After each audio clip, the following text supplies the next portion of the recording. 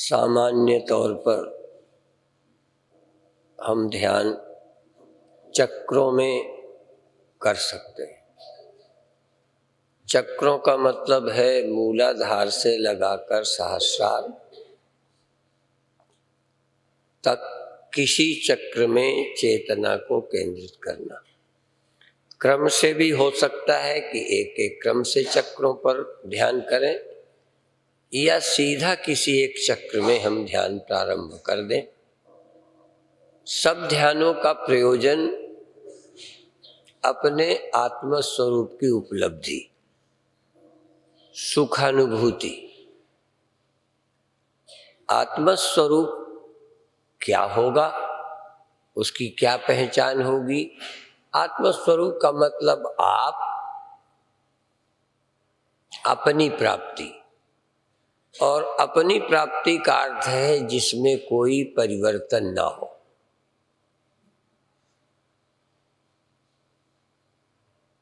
वो है आप। परिवर्तन दिखना और परिवर्तनों का देखना।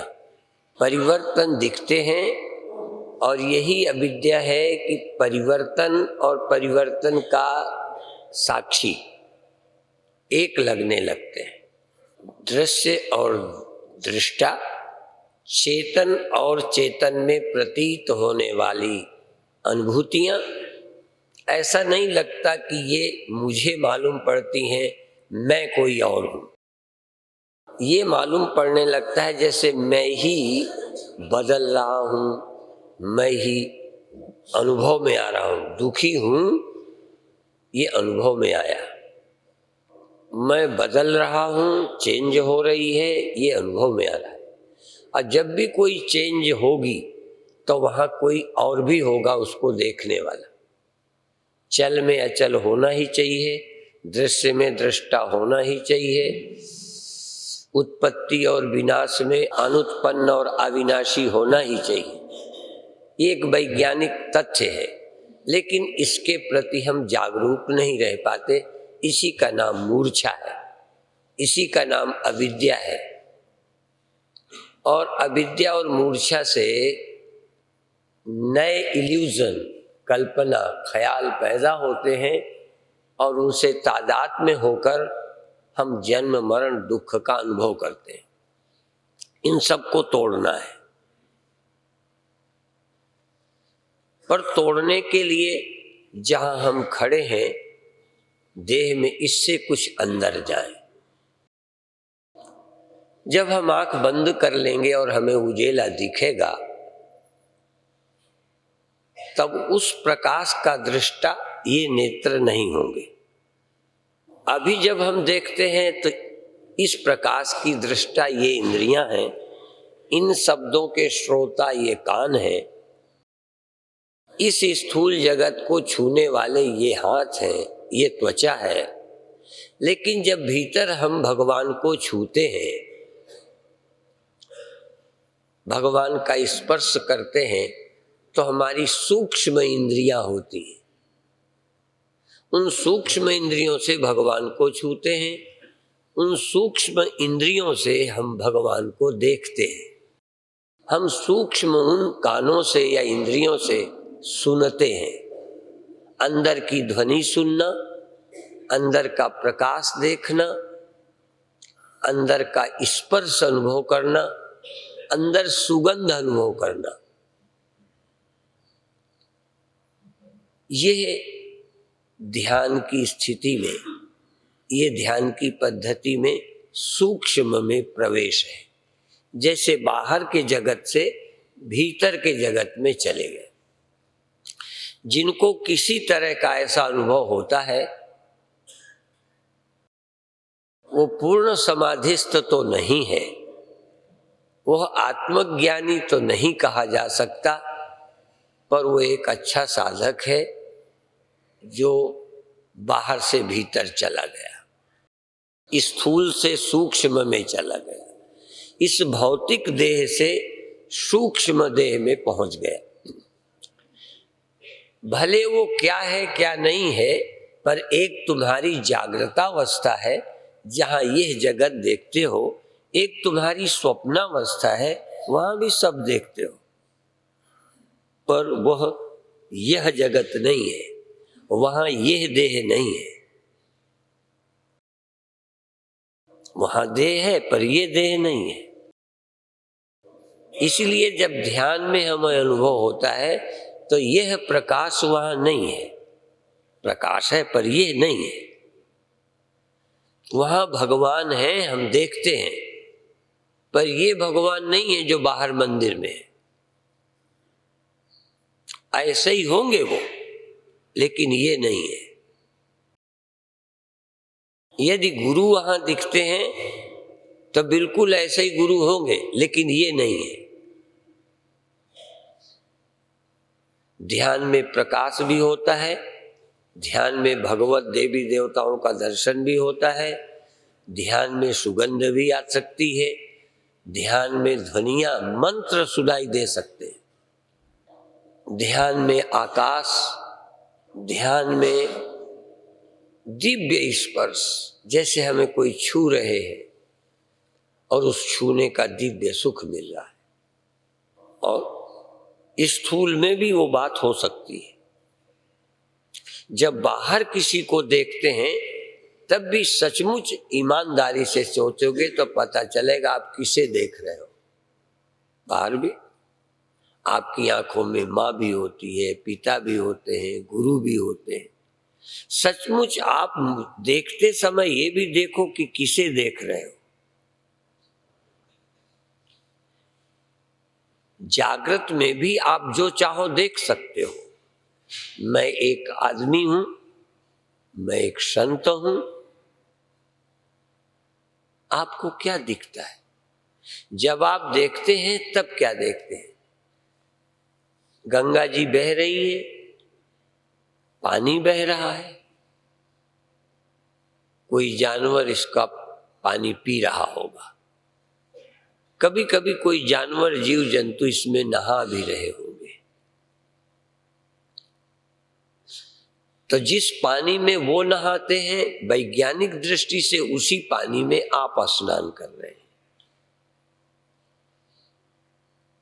पर आप गंगा में स्नान कर रहे हैं।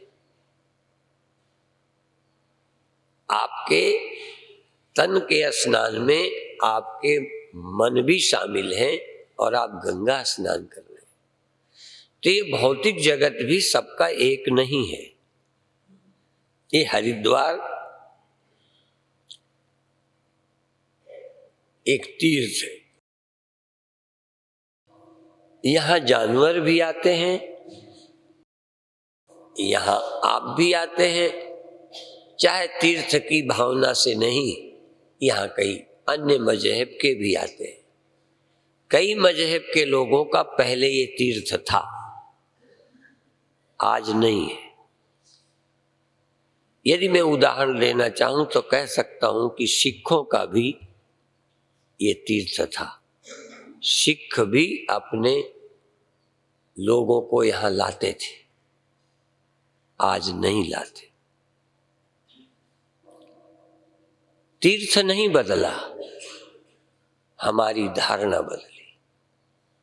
हम सब उस नदी में नहीं आते, हम अपनी एक शास्त्र द्वारा बताई गई नदी में स्नान करते हैं। हम सिर्फ यहां जब जमीन में पैर नहीं रखते, इस जमीन में नहीं घूमते, हम हरिद्वार में घूमते। ये भी नहीं कहता यदि आप भी शास्त्र विहीन हैं तो आप भी पिकनिक करने आ सकते हैं। ये मत समझना हरिद्वार में सबको एक समान पुण्य मिलता है। एक समान पुण्य नहीं मिलता, एक समान दान का फल नहीं मिलता, एक समान मुझे देखने का लाभ सबको नहीं होता, क्योंकि सब एक समान देखते ही नहीं। क्या ये सब लोग जितने बैठे हो सबके लिए मैं एक समान हूं?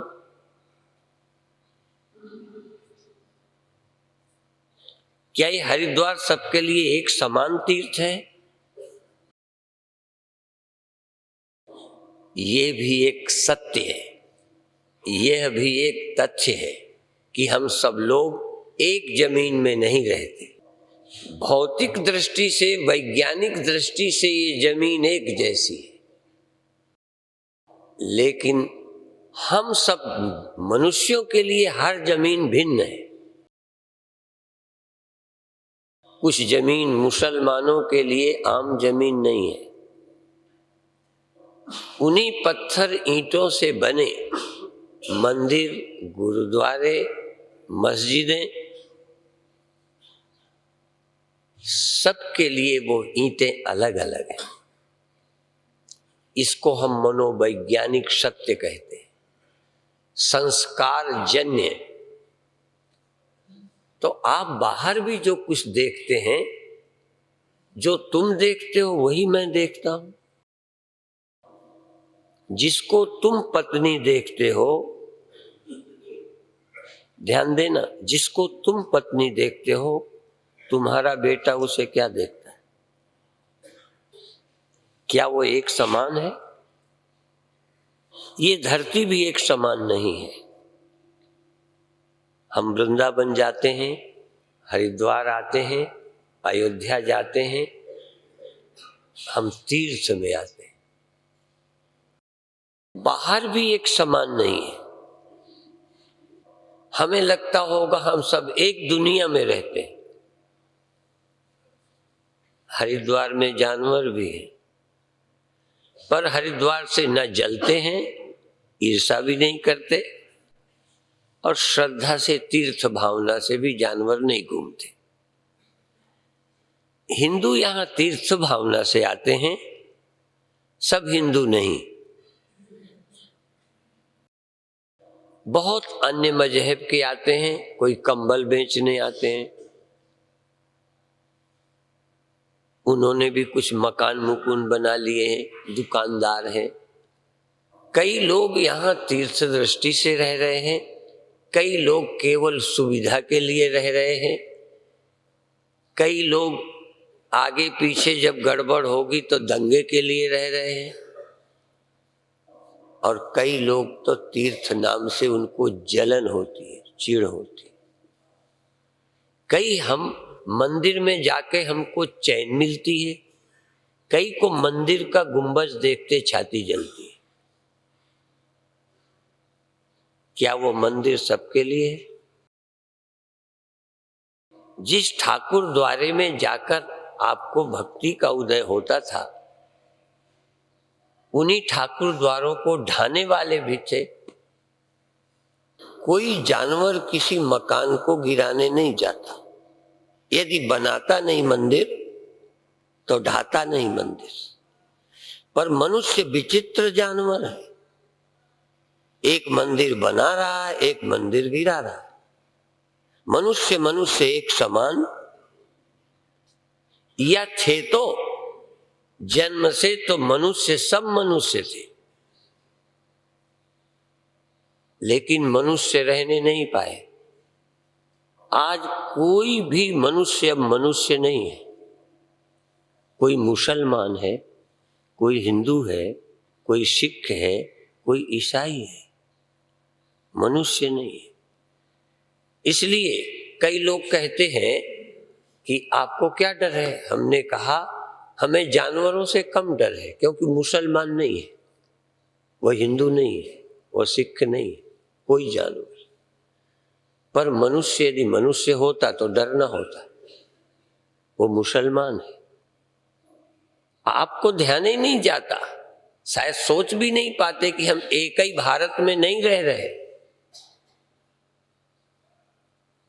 एक ही तीर्थ में नहीं रह रहे, एक ही तरह की जमीन नहीं है। ये वैज्ञानिक के लिए होगी और गधा घोड़ों के लिए होगी, मनुष्यों के लिए एक समान धरती नहीं है। और तो और कई ज्ञानियों के लिए धरती ही नहीं है, कई ज्ञानियों के लिए तो साक्षात परमात्मा है। देखो, तुम्हारे लिए एक आदमी है, गुरु अच्छा है और गुरु साक्षात परमात्मा है। ये कैसे देख पाएंगे? संसार देखना, फिर संसार को संस्कार के अनुसार देखना, फिर संसार को नाम रूप का बाध करके और अपने भी नाम रूप का बाध करके, हाँ, अपने भी नाम रूप का बाध करके और सामने वालों का भी नाम रूप बाध करके, मैं ही अकेला हूं, ब्रह्म ही ब्रह्म है। ये कुत्ता है, ये आदमी है, मैं आदमी हूं, ये औरत है, ये नाम रूप है।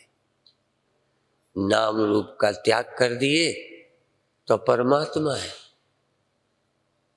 कहाँ? इधर इधर परमात्मा है, नाम रूप का बात कर लीजिए, और जिधर देख रहे हो वो उधर नाम रूप हटाइए, उधर परमात्मा है। यदि नाम रूप में देखिए तो तुम आदमी हो, कोई औरत है, तुम आदमी हो, कोई जानवर है, वो भी है, अच्छा है। नाम रूप में आओ तो आप जो हो वो सामने वाला जो है वैसा व्यवहार करिए। नाम रूप में नाम रूप का, नाम रूप में हम आदमी हैं, राम भगवान है। नाम रूप में आप आदमी हो और सामने भी एक नाम रूप वाला है, वो आपका गुरु है। क्या देखते हो? क्या देखने की तुम्हें जरूरत है? क्या देखोगे? जो जरूरत है देख सकते हो। जिसकी प्रबल जरूरत होगी वही देख लोगे। एक बड़ा अच्छा व्यक्ति है, एक बड़ा है, किसी को पति की जरूरत है, उसे पति देख लेता है। रामायण में यही तो है कि जब राम भगवान गए तो सबने राम भगवान को भगवान ही नहीं देखा। कोई ने दशरथ का पुत्र, जनक परिवार ने अपना रिश्तेदार लगा, बस यही सीता के पति हो जाए, ये दामाद है, ये हमारे, ऐसा देखा। किसी ने भगवान का विराट देखा और किसी ने राम को देख करके दुश्मन देखा। गुरु गोविंद सिंह जी हमें इस देश के उद्धारक, धर्म के स्थापक लगते हैं। गोघात के पाप को मिटाने वाले लगते हैं, सबको लगते हैं। हम जिनकी आज याद करते हैं उनको मारने वाले थे। सबको एक समान दुनिया दिखती। अच्छा, गुरु गोविंद सिंह को जैसा हम देखते हैं, जैसा सिख देखते हैं, ऐसे मुसलमान देखता है। चलो तब तो जान लो, अब देखता है।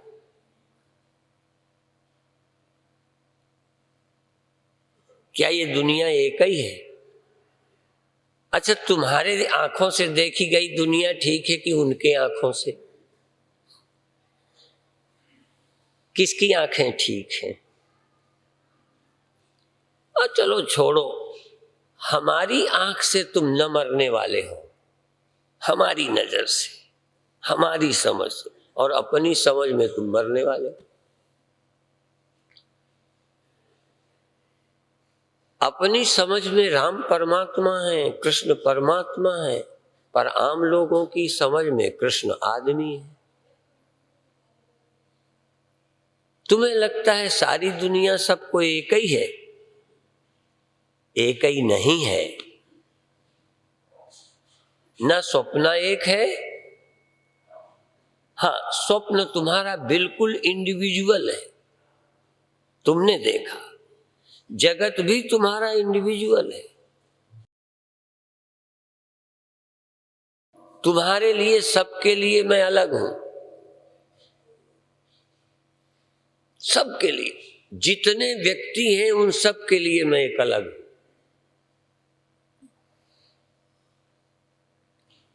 मोटे तौर पर तुम्हें लगता है हम तो गए थे हरिद्वार, हमने परमानंद जी को देखा है। तुम्हारी भी आंखें खुलती हैं, दुनिया देखते हो। जो दुनिया है वही देखते हो। तुम अपनी ही दुनिया देखते हो। तभी तो कहते हैं जब काम प्रबल हुआ तो पुरुषों को सारी दुनिया स्त्री दिखने लगी, स्त्रियों को सारी दुनिया पुरुष दिखने लगी, और जब तीसरी आंख खुली तो सारी दुनिया ब्रह्म दिखने लगी। इसीलिए कहते नजरें बदल गईं। ये इतना सा वाक्य है, क्या गजब का है। नजरें बदल गईं तो नजारे बदल गए, किश्ती का रुख बदला तो किनारे बदल गए।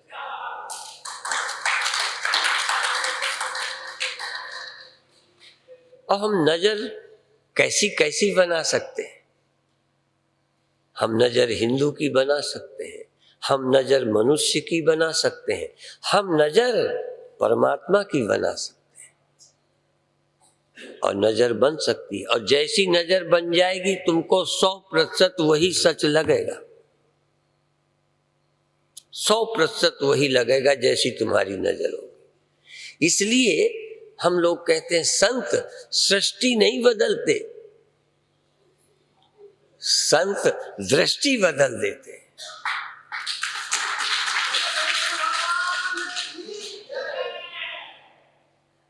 और कितना कमाल है कि सृष्टि दृष्टि हटा के ब्रह्म दृष्टि कर दे, संसार दृष्टि हटा के भगवत दृष्टि कर दे, भगवदाकाराकारित वृत्ति कर दे, और देहो हम की वृत्ति बदल के, जीवो हम की वृत्ति बदल के शिवो हम की वृत्ति कर दे।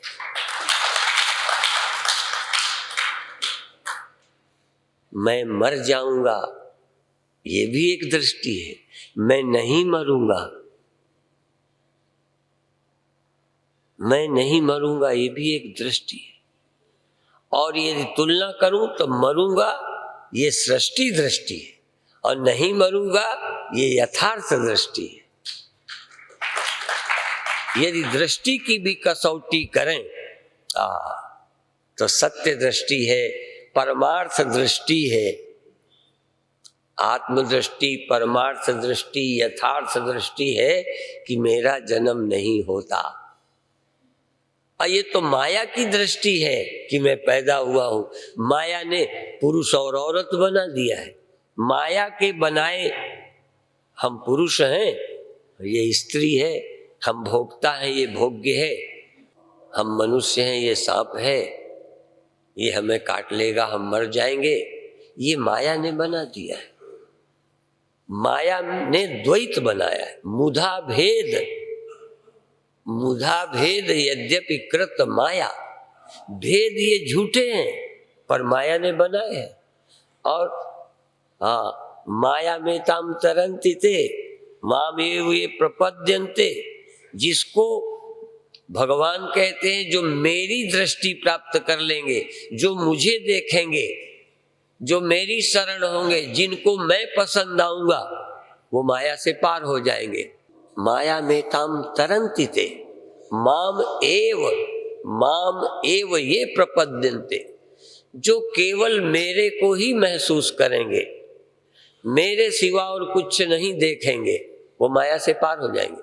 और जो मेरी तरफ पीठ करके माया के बनाए हुए खिलौनों की तरफ देखेंगे, वो ऐसे ही जल जल के मरेंगे। तुम इस खिलौने को मान लो, दूसरा खिलौना अच्छा लगेगा। इसलिए भौतिक दृष्टि में तो भेद है ही, धार्मिक दृष्टि में भी भेद है। जरा ध्यान रखना, हम हिंदू हैं, हम सिख हैं, इसलिए हम पर नियम लागू है कि हम ऐसे रहें।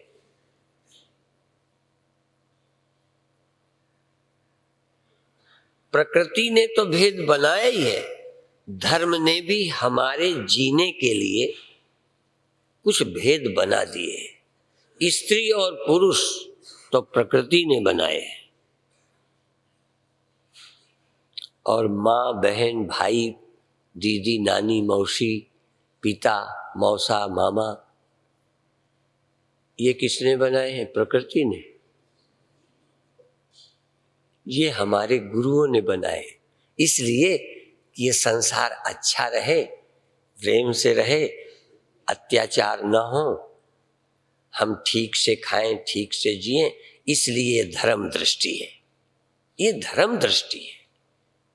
और जो जिस धर्म का है उसे अपने गुरु की दी हुई नजर से जीना चाहिए।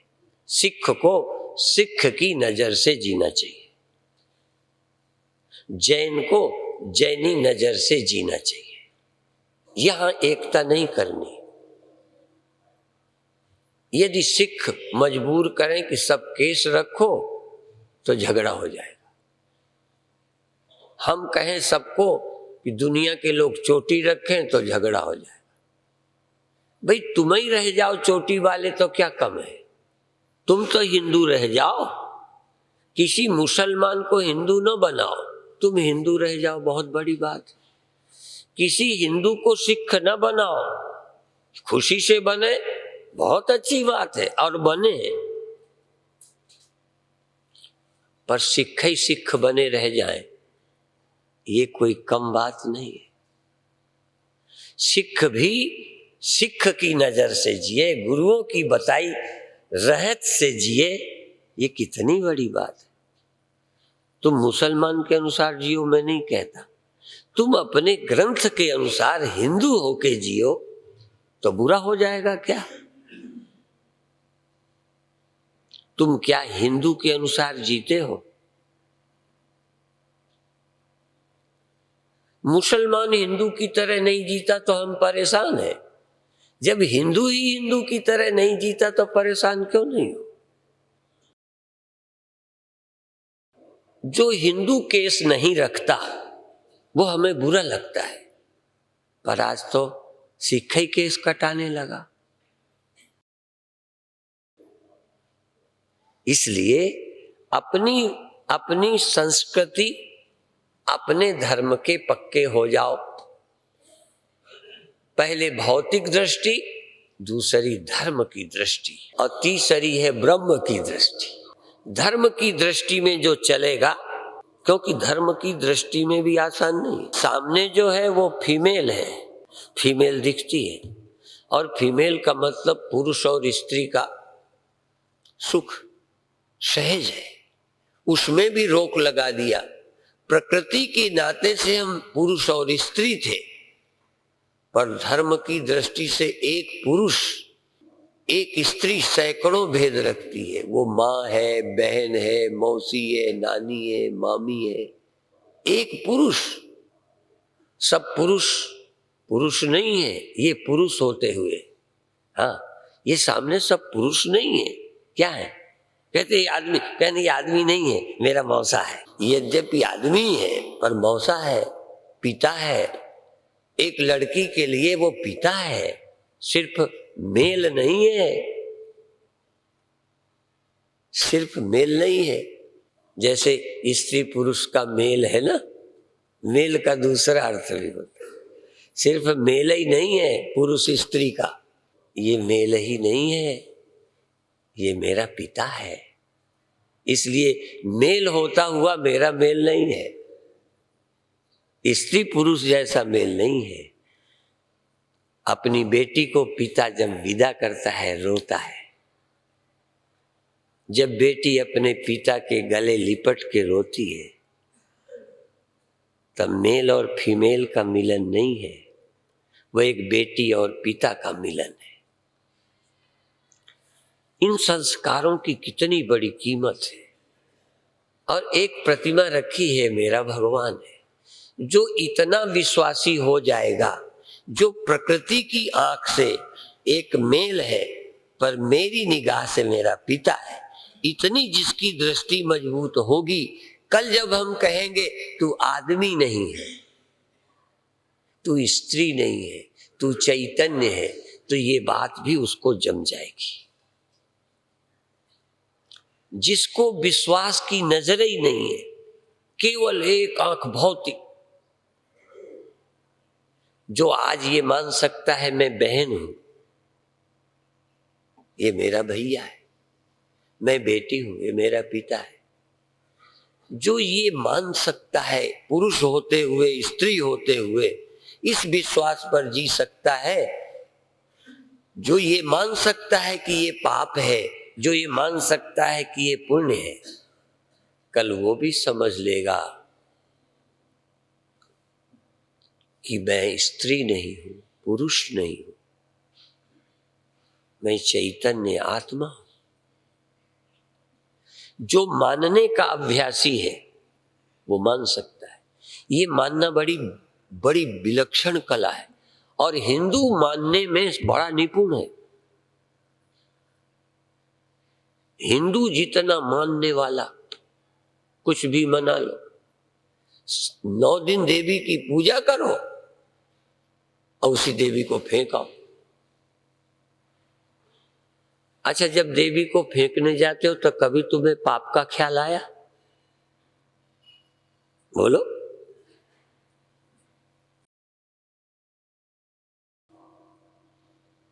इसको कहते हैं विश्वास। इसी तरह से एक आत्मा की दृष्टि आपको मिल जाएगी कि देखो, लगता है करते हैं, पर ग्रंथ कहते हैं तुम करता नहीं हो। वो दृष्टि भी आपको मिल सकती है। और किसी दृष्टि को मजबूत करने के लिए सालों पालन करना पड़ता है। अच्छा, बहन की दृष्टि मजबूत करनी हो और थोड़ी देर बहन, थोड़ी देर पत्नी, थोड़ी देर पत्नी, थोड़ी देर बहन, मजबूत हो जाएगा?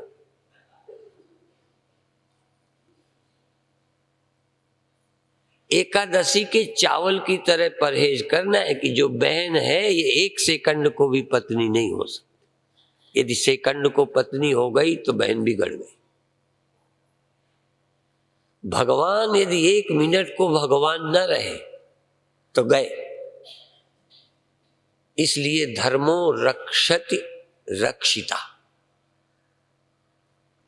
जो अपने विश्वास को मजबूत बनाएगा वही जो धर्म की पौड़ी, हाँ, ज्ञान का रास्ता धर्म की पौड़ी है, परमात्मा का रास्ता धर्म की पौड़ी है, मोक्ष का रास्ता धर्म की पौड़ी है। यदि हम उसमें चलेंगे तो लक्ष्य तक पहुंच जाएंगे। मैंने यहां नहीं कहा, किसी मुसलमान को नहीं कहा, किसी हिंदू को नहीं कहा, जिसका जो धर्म है अपने धर्म की पौड़ी पर चलिए। जो सिख गुरुओं ने कहा उस रास्ते पर चलिए, जो तुम्हारे धर्म ग्रंथों ने कहा उस पौड़ी पर चलिए। मुसलमान हिंदू की एकता मत करिए, मुसलमान को मुसलमान रहने दीजिए, मिटाइए नहीं, रहने दीजिए। हिंदू को मुसलमान न बनाइए, मुसलमान को हिंदू न बनाइए। ये बनाने वाला झगड़ा ठीक नहीं है। बनाओगे ठीक, बनेंगे भी नहीं।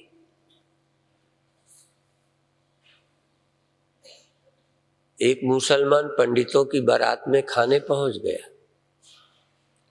कुछ चीजें सीख के पहुंचा था कि पूछेंगे कह दूंगा पंडित हूं। अब वो खाने पहुंच गए।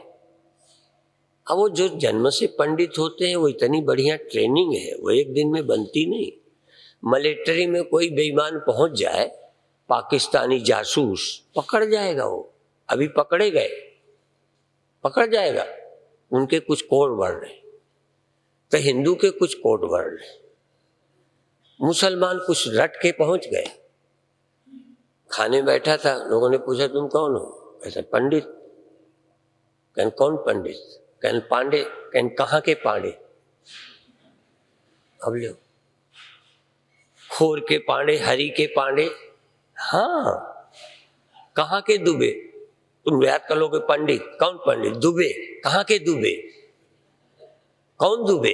हो तो कहते अरे अल्लाह, दुबे में भी और होते हैं। वो पकड़ा गया। निकल आया, अरे अल्लाह यहाँ तो डूबे में भी। हाँ, जो केले के पात में पात पात में पात, त्यों हिंदू की जात में जात जात में जात।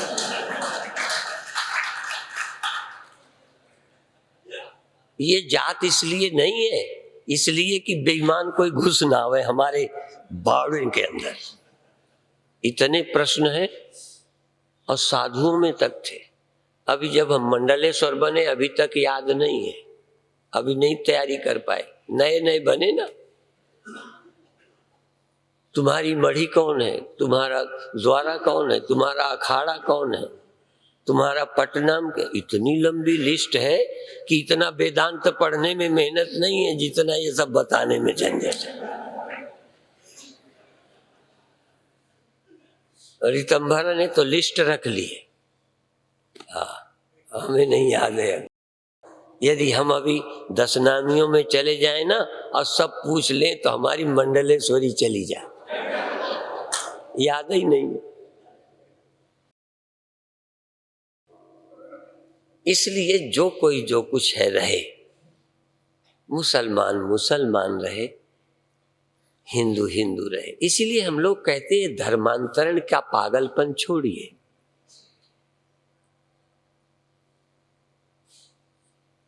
किसी सिख को हिंदू नहीं बनाना, कोई श्रद्धा से बनता है तो बने, बनने की छूट है, पर प्रलोभन देकर, स्वर्ग का लालच देकर कि जो हमारे आ जाएंगे सीधा स्वर्ग चले जाएंगे, हमारे मजहब वालों के लिए तो फाटक खुला है, चोटी वालों के लिए फाटक बंद है, ये पागलपन है। भगवान का द्वार सभी श्रद्धावानों के लिए खुला है, राजनैतिकों के लिए बंद है। हाँ, क्योंकि राजनीतिक जहां जाएगा उपद्रव करेगा, इसलिए भगवान ने राजनीतिज्ञों के लिए अपना द्वार बंद कर रखा है। धार्मिक मुसलमान के लिए बंद नहीं है, धार्मिक हिंदू के लिए बंद नहीं है, धार्मिक सिख के लिए बंद नहीं है। राजनैतिक सिख हो चाहे हिंदू हो चाहे मुसलमान, उसके लिए रास्ता बंद है। वो यही राजनीति कर ले, परमात्मा के नजदीक नहीं जा सकता। सच्चे धर्म से चलने वाला किसी पंथ का आदमी पहुंच सकता है। हाँ, अपने रास्ते से चलो, कोई झगड़ा नहीं। और यही झगड़ा खत्म करने का रास्ता है। यदि तुमने कहा नहीं हमारे धर्म से ही रास्ता खुलेगा, तो तुम फिर कई बेचारे भोंदू चले जाएंगे, कई जबरदस्ती चले जाएंगे। और बुद्धुओं के लिए तो रास्ते सब जगह बंद ही हैं। हाँ, बंद हैं रास्ते।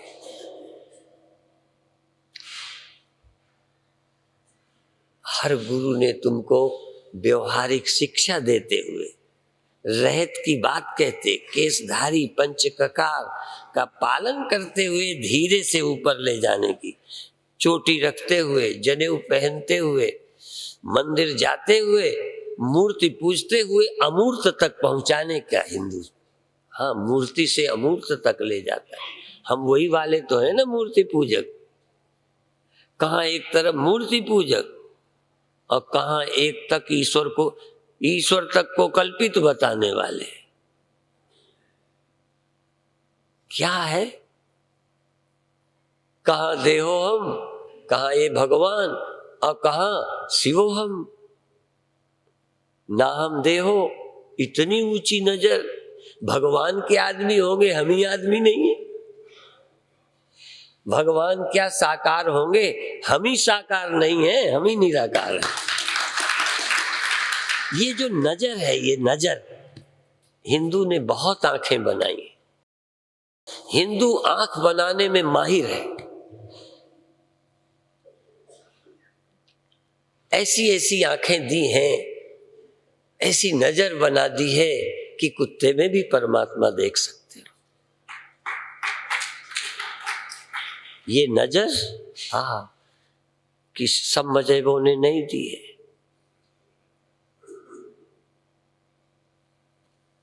ऐसी नजर सब में परमात्मा देखे।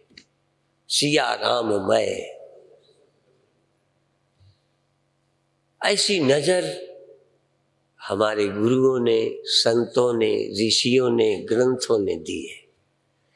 हम भाग्यशाली हैं कि उन गुरुओं के देश में, उन अवतारों के देश में, उन ऋषियों के देश में पैदा हुए हैं जहां आंखें बहुत अच्छी बनाई जाती हैं। आंखें बंद नहीं की जाती, खोली जाती। कई जगह तो पट्टी बांध दी जाती है और तरफ देखना ही मत।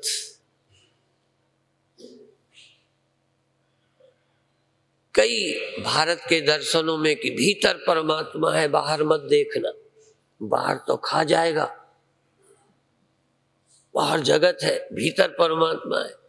हमारे गुरु का बाहर भीतर एक ही जानो, चाहे आंख खोल कर देखो चाहे आंख बंद करके, दोनों तरफ वही है। ऐसी नजर हमारे गुरुओं ने दी है। अब नहीं आपने नजर बनवाई तो हम क्या करें? हॉस्पिटल ही नहीं गए तो क्या करें? ऐसी नजर बनवा सको तो बनवाओ। बहुत अच्छी नजर, यदि पसंद हो तो बनवा लो। अब ये भी है, कई लोग ये भी नजर बनवा सकते हैं कि हम ही ठीक है बाकी सब गलत है। ऐसी नजर भी बनवा सकते हो, चले जाओ, बना देंगे वही कि सब दुश्मन है। हमारे यहाँ नजर बनाई जाती है, कोई दुश्मन नहीं है। कौन सी बनवानी है? दुश्मन बना के लड़ते रहे, जलते रहे। कई मजहब इस तरह के हैं। एक गांव में लड़ाकी औरत थी, जैसे लड़ाके धर्म है, कई लड़ाके धर्म है। ऐसी एक लड़ाकी औरत थी, सारे गांव को परेशान किए रहती थी। सारा गांव बड़ा दुखी था। एक लड़के की शादी आई, बहू आई, कहने लगी क्या बात है, गांव के लोग दुखी हैं। कहने लगे ये लड़ाकी सारे गांव की नाक में दम किए। तो बहू कहती है मैं लड़ूंगी, मैं वेदांत तो सुन के आई हूं, हाँ इससे मैं निपटूंगी। लड़ाकों से वेदांत निपट सकता है, सब मजहबों का इलाज वेदांत है। वो लड़की कहती मैं लड़ूंगी। कहने बड़ी बड़ी हार गई, तू अभी कल की आई, क्या लड़ेगी? उसने तो सारे गांव की नाक में दम की है। कहने लगी क्या करती है? कहने अपने आप कुएं में जाएगी, पानी भरेगी, अपने आप कहेगी कि मेरी बहू ने आज पाव भर दाल में पाव भर नमक डाल दिया, दाल खाने लायक नहीं थी, ऐसी खराब है। तो कहते दूसरी पानी भरने वाली ने कह दिया तुम्हारी बहू कैसी बेवकूफ है। तो कहती मैं कहूं तो कहूं, तुम मेरी बहू को कहने वाले तुम कहो। लड़ गई। कुछ ना कुछ उसे बहाना चाहिए, लड़ने वालों को लड़ने का बहाना चाहिए। कोई चोटी के नाम से लड़ेंगे, कोई किसी नाम से लड़ेंगे, लड़ते रहते। तो बहू ने कहा चलो मैं भी देखती हूं, मैं भी लड़ूंगी। अब एक दिन वही औरत भैंसे में बैठी, घोड़े में नहीं, भैंसे में, और मुंह पीछे को किया, भैंसे का मुंह आगे को। तो कोई ना कोई बोलेगा ही कि मुंह आगे को कर ले, कहाँ जाना है? तो वो नई बहू ने धीरे से कहा कि भाई मुंह आगे को कर ले, पीछे को मुंह किए, कहाँ जाना है? कहीं जहां जाना है जाना है, तू क्यों बोली? तो बीच में छेड़ने वाली कौन? मैं जहां जाऊं। तो कहती है गर्मी न दिखा, तुझे लड़ना है ना, कहीं तू भैंसे से उतर, भैंसे को बांध दे। अब पहले लड़ना है तो पहले तय कर पॉइंट, कैसे लड़ेगी। अब उनको आज तक लड़ना जानती थी, ये पॉइंट क्या जाने। वो कहती है कैसे, पहले पूछ कितने दिन की लड़ाई लड़नी है, 6 महीने की, 3 महीने की, साल भर की जिंदगी भर की। तो कहती साल भर का क्या मतलब? कहने ऐसी खेती साजे में करेंगे जो साल भर फसल रहती है, रोज निदाई गुड़ाई करेंगे, देख रेख करेंगे, रोज लड़ेंगे। 3 महीने की करना है तो बरसीम अरसीम बोलो, अब कोई और चीज बोलो, 3 महीने लड़ेंगे। कहने लगे जिंदगी भर लड़ना है तो तू भी मेरी कसम की बन जा, तो रोज लड़ेंगे। तो ऐसे ही मजहब, अब कई लोग कहते तो हमारे मजहब के बन जाओ, हो गई जिंदगी भर की लड़ाई, मरो।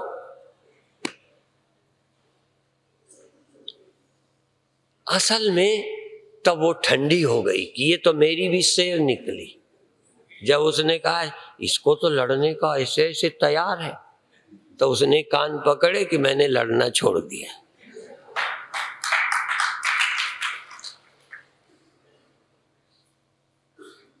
तो धर्म कहता है रागत द्वेष से रहित चित्त कैसे बने, काम क्रोध से लोभ से चित्त रहित कैसे बने। वो कहते रागत द्वेष वाला चित्त कैसे बने, मुसलमान हिंदू को देख के कैसे लड़े मरे। तो हम लोग चाहते हैं कि कोई हिंदू मुसलमान देख के ना लड़े, कोई स्त्री पुरुष देख के वासना में ना मरे, कोई छोटा बड़ा देख के सुपीरियरिटी इंफीरियरिटी कॉम्प्लेक्स में ना मरे, सब ग्रंथियों से मुक्त हो जाए, ये चाहता है अध्यात्म। और तुम छोटे मोटे फिरकों में लड़ना चाहते हो, इसलिए ऐसी दृष्टि प्राप्त करो। अब आप थोड़ा आंखें बंद करो, आंखें बंद करके आज थोड़ी देर ऐसे, हाँ, बाएं नाक से श्वासा खींचो, खूब लंबी खींचो, और फिर बायां बंद कर लो, थोड़ी देर रोको, थोड़ी देर रोको, फिर दाएं से छोड़ दो, फिर दाएं से खींचो, थोड़ी देर रोको। श्वास पर ध्यान रखना, श्वास कितनी ली है, कितनी देर रुकी है, कितनी देर छोड़ी है, भीतर जागना। बहुत अच्छे, किसी की नकल नुकुल नहीं करना, आपकी अपनी सामर्थ्य है। कोई किसी की रोटी गिनकर नहीं खाता। लोग रामदेव वाला कर रहे हैं, मैं रामदेव वाला नहीं बता रहा, रामदेव के विपरीत भी नहीं है, पर श्वास लेना, थोड़ी देर रोकना, थोड़ी देर बाद दूसरे से छोड़ना, ये प्राणायाम है। चाहे नाड़ी शोधन कह दो, बाएं से लेना, फिर ऊपर जाके रोकना, फिर दाएं से निकालना, फिर दाएं से लेना, फिर थोड़ी देर रोकना, फिर निकालना, बड़े आनंद से।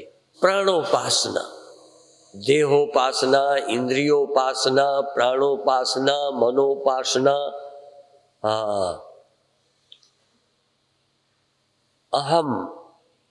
अहंकारोपासना, और अंत में ब्रह्मोपासना। बहुत अच्छे।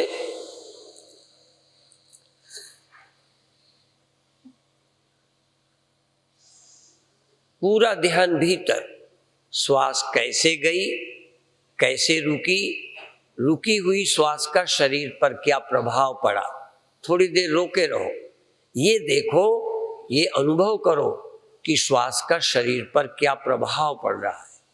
फिर श्वास छोड़ो, छोड़ने में कैसा लगा, तन को कैसा लगा, मन को कैसा लगा, कैसी अनुभूति हो रही, कितना अच्छा लगता है, कितना बुरा लगता है, शरीर में कितनी ताजगी आई। हाँ, बाएं से लेना, रोकना, दाएं से निकालना, दाएं से लेना, रोकना, और फिर बाएं से निकालना। जल्दी जल्दी नहीं करना और बहुत देर भी नहीं करना, जिससे तुम्हारे अंदर खुशी का, प्रसन्नता का संचार हो, शरीर में ताजगी आए, मन प्रसन्न हो। भाई ये ध्यान रखना है। बहुत विधि की चिंता नहीं करना, सबसे बड़ी विधि है चित्त की एकाग्रता, चित्त की प्रसन्नता, शरीर की नस नाड़ियों में आनंद का संचार। खून का संचार तो होता ही है, सारे शरीर में रक्त का संचार हो रहा है, लेकिन आनंद का, प्रसन्नता का संचार मेरी नस नाड़ियों में हो, प्रसन्नता का संचार, शांति मेरे रक्त के कण कण में हो जाए, मेरा शरीर अभी जड़, नीरस, टेंशन, डिप्रेशन, न डिप्रेशन अब न टेंशन अब, न शरीर में जड़ता, जैसे चैतन्यता पूरे देह में भर गई। जिस देह में प्राण आता है वह चैतन्यता ऑटोमेटिक आ जाती है। प्राण निकल जाए फिर शरीर को चेतन नहीं कर सकते। इसलिए प्राणों के थ्रू शरीर में चैतन्यता का संचार, चैतन्यता का ही नहीं प्रसन्नता का संचार। हाँ, चैतन्यता, प्रसन्नता और निर्विकारता। निर्विकारता, न काम, न क्रोध, न लोभ, न मोह, न भय। श्वास लेना, लेते समय ध्यान रखना प्रसन्न है, चैतन्य है, और सारे शरीर में चैतन्यता, सारे शरीर में प्रसन्नता। अरे बाहर की दुनिया में नहीं, मेरे शरीर में प्रसन्नता है, मेरे खून में प्रसन्नता की लहरें चल रही है, मेरे शरीर भर में चैतन्यता है। सारी दुनिया में न सही, शरीर में चैतन्यता है, शरीर में प्रसन्नता है। केवल मन में ही नहीं, कई क्रियाओं में आनंद आता है। आता भले मन को है, लेकिन मेरे शरीर में भी ताजगी आती है। सत्वगुण शरीर में बढ़ जाता है, तमोगुण बढ़ जाता है। भोजन ज्यादा करें तो तमोगुण बढ़ता है, भोजन कम करें तो सत्वगुण बढ़ता है। सत्व से ज्ञान प्रकट होता है, प्राणायाम से तमोगुण कम होता है। प्राणायाम एक ऐसी साधना है कि रोज करोगे तो तमोगुण घट जाएगा। मैं दावे से कहता हूं, जन्मों जन्मों के पाप प्राणायाम से कट जाते हैं। गीता के महात्म्य में है, गीता का अध्ययन करने वाला और नित्य प्रति प्राणायाम करने वाले का जन्मों जन्मों के, पूर्व जन्मों के किए गए पाप भी नष्ट हो जाते हैं। बहुत अच्छे। शर्त एक, प्रसन्नता, सजगता। प्राण सजगता में मदद करेगा, प्राण प्रसन्नता को जगाने में मदद करेगा। मुर्दे होते तो क्या प्रसन्नता होती, मुर्दे होते तो कहाँ चेतना का संचार होता। प्राण माध्यम है शरीर में आने का, शरीर में फैलने का, शरीर में सुख का। प्राणहीन होंगे, इंद्रिय सुख गया, मनो सुख गया, नस नाड़ियों में खुशी का संचार गया। इसलिए श्वास लीजिए, शरीर भर में प्राण को फैल जाने दीजिए, रुकिए। प्राण लीजिए, श्वास लीजिए, रुकिए। सारे शरीर में प्राण फैल रहा है, सारे शरीर में प्राण का संचार। कोई नस बाकी न हो जहां प्राण का प्रभाव न जाए। बहुत अच्छे, बहुत अच्छे, बहुत अच्छे, बहुत अच्छे। श्वास लीजिए, शरीर भर में श्वास को फैलने दीजिए, थोड़ा ठहरिए, फिर छोड़ दीजिए। अब विधि बदल दीजिए। अब लीजिए और श्वास को तुरंत धीरे धीरे वापस कर दीजिए। अब बिना श्वास के थोड़ा रहिए। बहुत अच्छे। फिर श्वास लीजिए, फिर निकाल दीजिए। अब बिना श्वास के रहिए, फिर भीतर ख्याल करिए कैसा लगता है। प्राणों के रहते प्राण भर लेने पर कैसा लगता है, श्वास बाहर कर देने में कैसा लगता है। श्वास अंदर रहेगी तो जिएंगे, श्वास बाहर निकलेगी तो मरेंगे। और ये कौन सा मरना है, जहां शरीर मर जाएगा तुम नहीं मरोगे। प्राणहीन शरीर मरता है, आत्मा नहीं। दो तरह की प्रैक्टिस, श्वास लेके भीतर रुकना, फिर निकालना। श्वास निकाल करके रुकना, थोड़ी देर पर लेना। श्वास निकालना, इनहेल, बाहर कर दिया, फिर थोड़ा रुक गए। बहुत शांति, प्रसन्नता।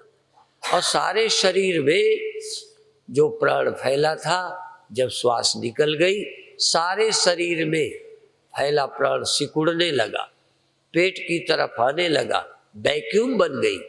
कहीं की हवा निकाल लो तो चारों तरफ की हवा वहां आ जाती है। हवा निकालोगे, यहाँ की हवा गर्म होके ऊपर चली जाए तो चारों तरफ की हवा वहां आ जाएगी। तुमने हवा बाहर की, पूरे शरीर में फैली हवा प्राणवायु पेट में आ जाएगी तो कुंडली जगेगी, कुंडली जगेगी। श्वास बाहर करिए, थोड़ा रुकिए। जब रुक जाएंगे तो प्राण जो शरीर में फैला था, चारों तरफ की प्राणवायु नाभि में आ जाएगी, चारों तरफ की प्राणवायु नाभि में आएगी। इसलिए प्राण निकालो, थोड़ा रुको, वैक्यूम पैदा करो। हवा निकल जाए तो चारों तरफ की हवा उसे घेरती है, चारों तरफ का प्राण खाली जगह को भरेगा। बहुत अच्छे, ये 2 पद्धतियां हैं, बहुत अच्छे। आनंद में रहिए, प्रसन्न रहिए, जबरदस्ती नहीं करिए।